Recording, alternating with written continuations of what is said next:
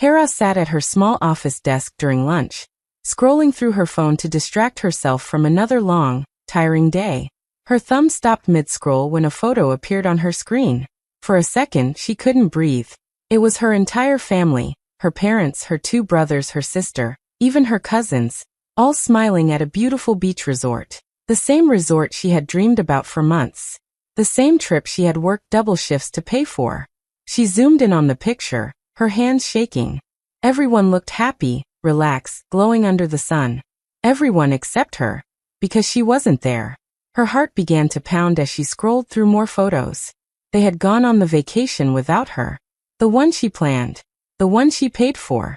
Her throat felt dry, and tears began to fill her eyes.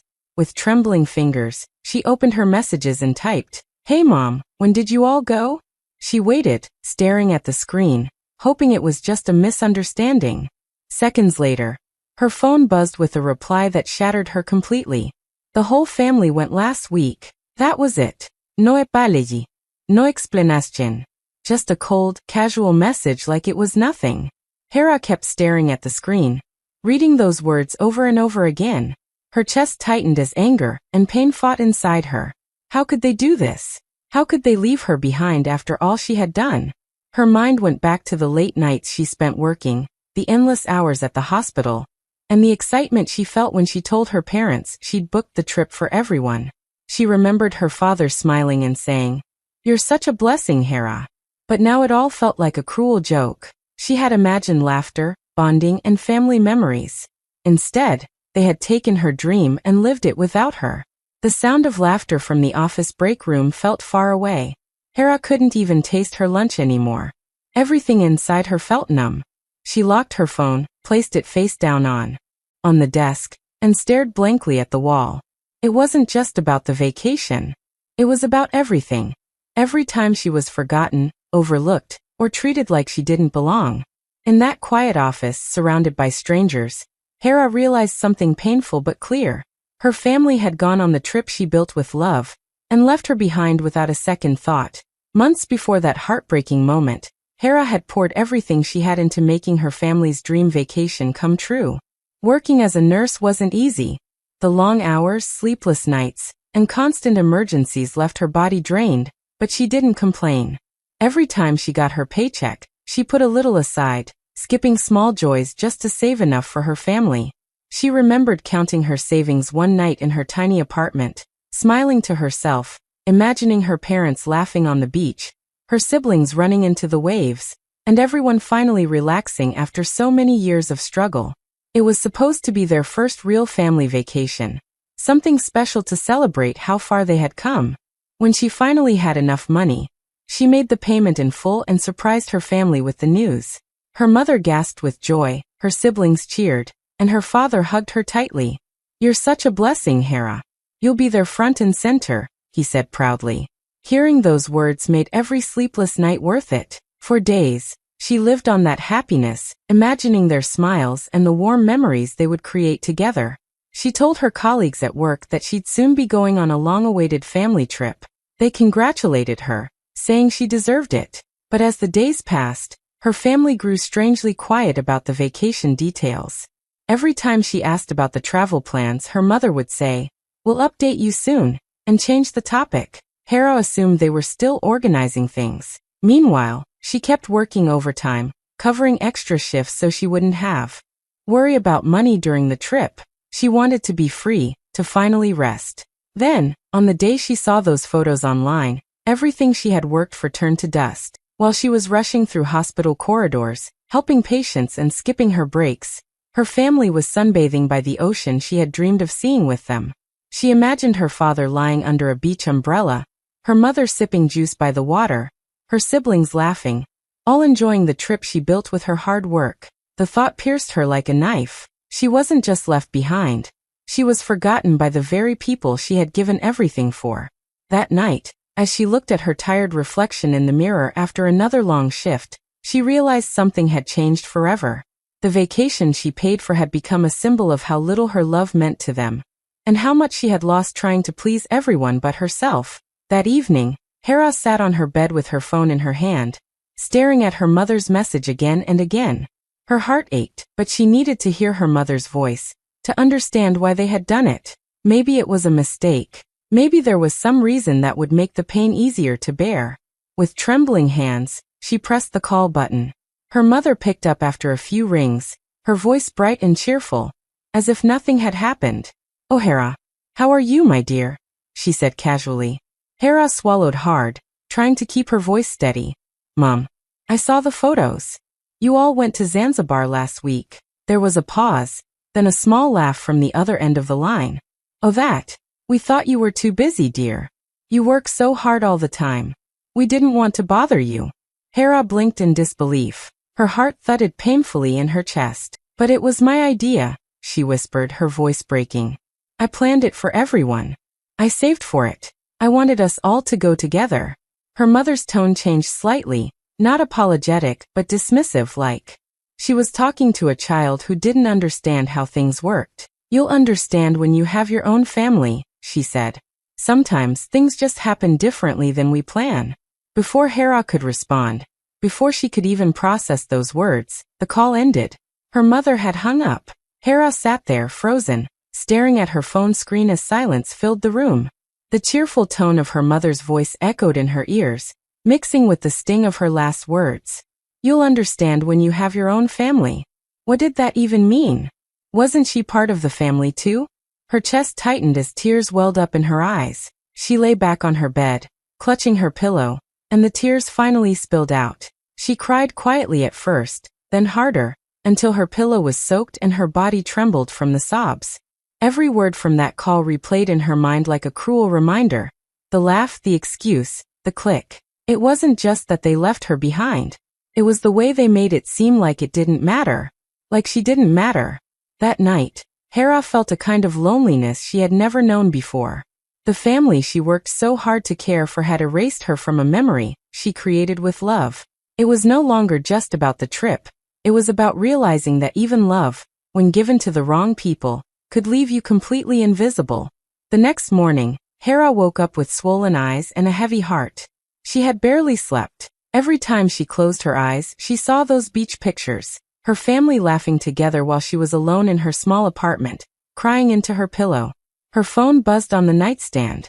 It was a message from Tyro, her childhood friend, the one person who had always seen through her fake smiles. "You okay?" he wrote. "I saw your family's pictures. You didn't go." For a few seconds, Hera just stared at the message. She didn't know how to reply. Her hands trembled slightly as she typed, then erased, then typed again. Finally, she wrote the truth. "No. I paid for it, but they left me behind." She hit send and dropped her phone beside her. It took a while before Tyro replied, but when he did, his words went straight through her heart. "Maybe it's time you stop investing in people who only take." Hera read the message again and again. It was simple, but it hit harder than any argument or comfort could. She felt something shift inside her. For years, she had been the giver. The one who always made sure everyone else was fine, even when she wasn't. She helped her siblings pay for school fees, bought her parents gifts on every holiday, and covered bills without being asked. She thought that was love. She thought that was what family was supposed to be. But now, looking at everything they had done, she realized something painful. This wasn't the first time they had made her feel like she didn't belong. Growing up, her siblings would make decisions without her. Her parents would praise everyone else's achievements but treat hers like they were nothing special. Whenever she tried to express how she felt, her mother would call her too emotional. Hera had spent years trying to earn the love that should have come freely. Tyro's words echoed in her mind for the rest of the day. Stop investing in people who only take. She thought about how easily her family had enjoyed something she had built with love, how effortlessly they erased her from the picture, literally and emotionally. That was the moment Hera stopped making excuses for them in her head. She realized love shouldn't make you small or invisible. And maybe, just maybe, it was time to take all the love she kept giving away and finally start giving some to herself. When her family finally returned from their trip, Hera expected at least a little guilt, maybe an apology or even a simple explanation. But when they walked through the front door of her parents' house, laughing and chatting about the beach, it was as if nothing had happened. No one mentioned her absence. No one said sorry for leaving her behind. They talked about the ocean, the food, the hotel, and the fun they had, while Hera sat quietly on the couch, her heart aching. She listened as her siblings compared tans and laughed about their adventures, every word reminding her that they had shared a memory she was never meant to be part of. Then her mother reached into her bag and handed her a small keychain with Zanzibar written across it in bright letters. "Souvenir for you," she said with a proud smile, as if the cheap trinket could make up for everything. Hera looked at the little piece of plastic in her hand, something that probably cost less than a bottle of water, and forced a smile. "Thanks," she whispered softly. Her mother nodded, completely unaware of the storm building behind her calm eyes. For the rest of the evening, Hera stayed quiet. She helped set the table, served food, and listened as they continued to relive the trip in detail. Her sister showed off photos on her phone, her father laughed so hard that tears rolled down his cheeks, and her cousins made plans for their next vacation. Not one of them noticed the pain written all over Hera's face. Not one person thanked her for paying for it all. That night, after everyone had gone to bed, Hera sat alone in the living room.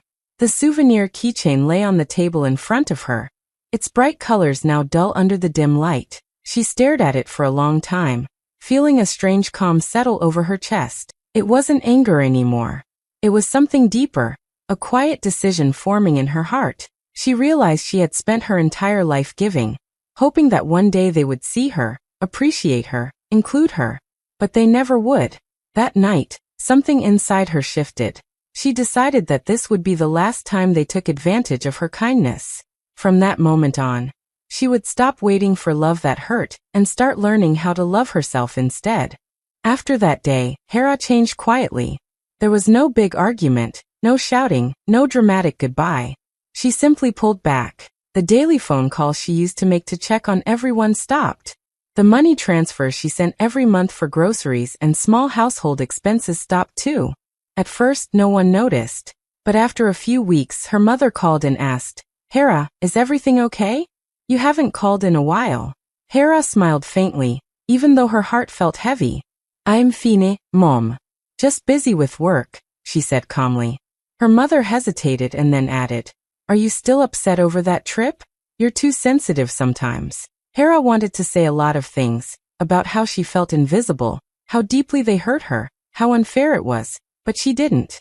Instead, she just said, "I'm fine really." But inside, Hera knew she wasn't the same anymore.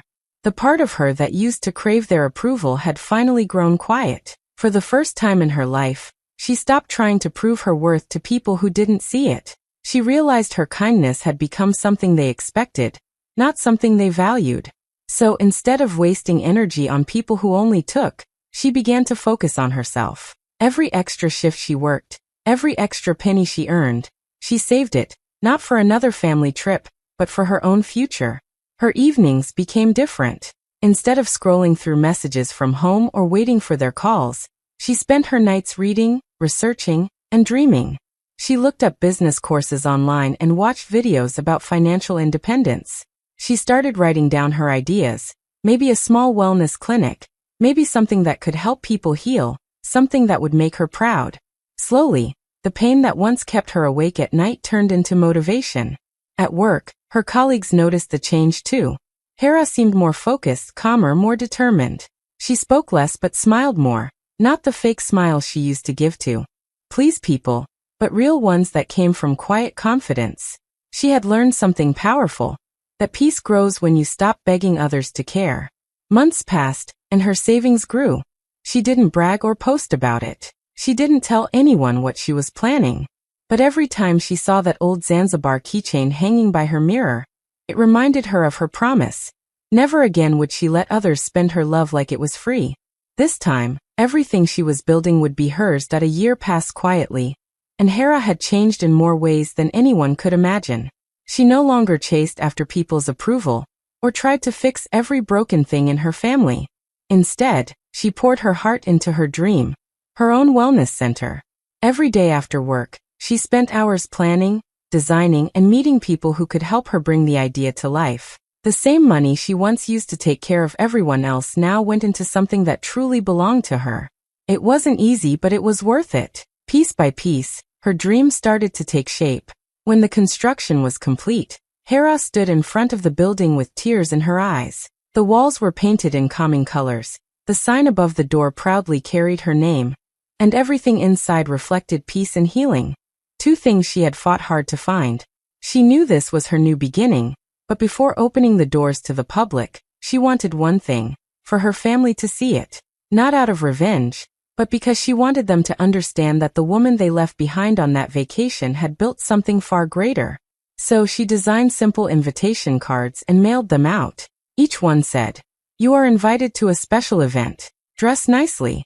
No more details, no explanation. A week later, her phone rang. It was her mother.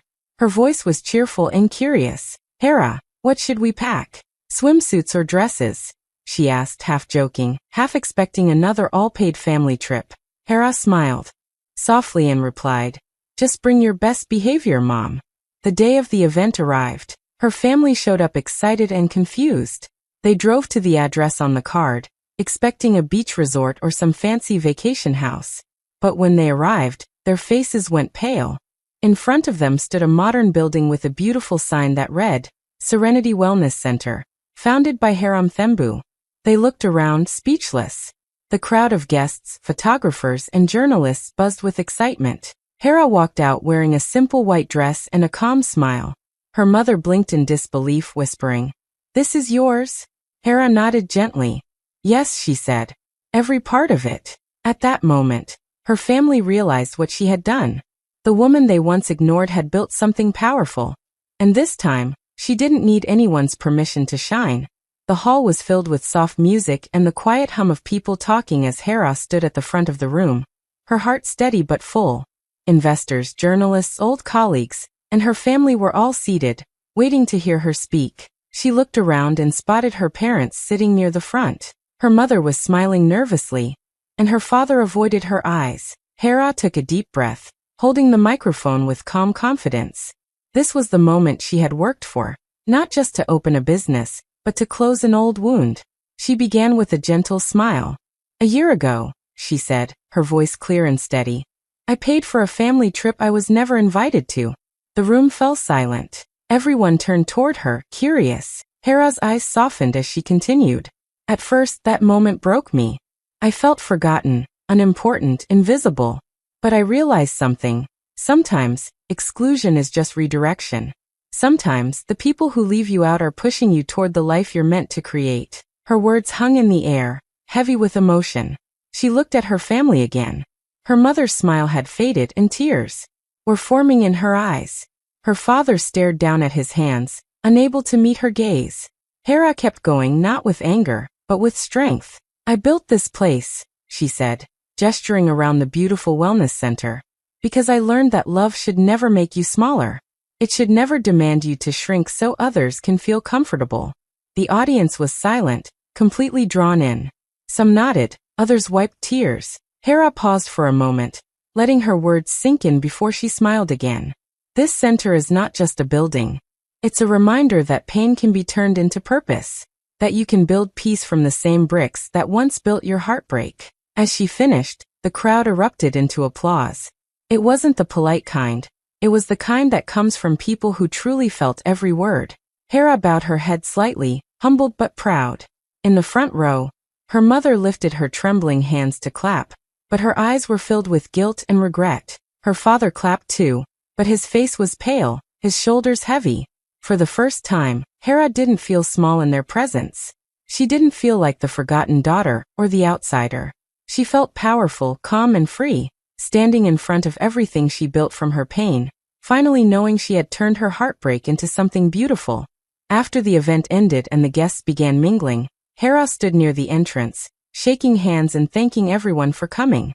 Laughter and music filled the air, but she could feel a pair of eyes watching her. When she turned, she saw her parents walking slowly toward her. They looked nervous, almost out of place among the confident crowd. Her mother's hands were clasped tightly together, and her father's usual proud posture was gone. They stopped a few feet away from her, unsure of how to start. Her father was the first to speak. He cleared his throat softly, avoiding her eyes. "We made a mistake, Hera," he said, his voice low but filled with regret. Her mother nodded quickly beside him, trying to smile but failing. We didn't realize how much it hurt you, she said, her eyes shining with guilt. For a moment, Hera just looked at them. The same people who once dismissed her feelings, who thought her love and effort were things they could take for granted. But this time, she didn't feel anger. She didn't even feel the need to argue. She just felt a calm understanding of how far she had come. You didn't need to realize, she said softly, her voice steady and clear. You just needed to care. Her words landed gently but deeply, leaving her parents speechless. They looked at her, their eyes full of the apologies they never knew how to say before. Hera smiled faintly, not out of bitterness, but out of peace. It's okay, she added quietly, then turned toward a group of guests waiting to speak with her. As she walked away, her long dress swayed behind her, and for the first time, she didn't feel the weight of their expectations or the pain of their neglect. Her parents stood silently, watching her move through the crowd, confident, warm, and completely in control of her own story. That moment said everything. Hera didn't need their approval anymore. She had already forgiven them in her own way, but she didn't need to prove it. She had built something greater than revenge, a life that spoke louder than any apology. As the night went on, she continued greeting her guests with grace, her laughter genuine and free. That day wasn't just the opening of her wellness center. It was the start of a new chapter, one where Hera finally chose herself, and for the first time, her happiness belonged only to her. Months later, Hera sat by the large window of her office, a warm cup of tea resting in her hands. Sunlight poured in, casting soft patterns across the room. Her wellness center had grown beyond her dreams. People from across the city came not just for the services, but for the calm and care she had built into every corner. Journalists had written stories, investors praised her vision, and her team thrived under her quiet guidance. She watched the city below and felt a peace she had never known before, a peace that didn't need anyone's approval or praise. Her phone buzzed sometimes. It was usually her mother calling, trying to reconnect, asking about her life, hinting at old regrets. Hera answered politely, her voice calm and steady. She no longer let their guilt pull at her heart. She had learned that love and forgiveness didn't mean giving away her peace. She listened, she smiled, but she never lost herself in the tides of their expectations or their past mistakes. Looking around her office, she thought about everything that had led her here. The heartbreak of being left out, the lonely nights of crying into her pillow, the moment she realized she needed to stop giving her love where it was taken for granted. It had all shaped her. The pain had become her fuel, her guide toward a life that truly belonged to her. She remembered the Zanzibar trip, the photos she'd stumbled upon, the small keychain. Every memory now felt like a step toward the woman she had become. Hera placed her cup of tea down and rested her hands on the desk. She smiled softly, looking out the window at the bustling streets below. No one could take her peace from her. No one could erase the life she had built. She whispered to herself, almost like a secret for the city to hear. I gave them a vacation they didn't deserve, but I gave myself a life they'll never forget. And in that moment, Hera wasn't just proud of her wellness center or the recognition she had earned. She was proud of herself, for standing tall, for choosing her own happiness, and for turning the heartbreak of being left behind into a future that shone brighter than she had ever imagined. For the first time, she felt completely free.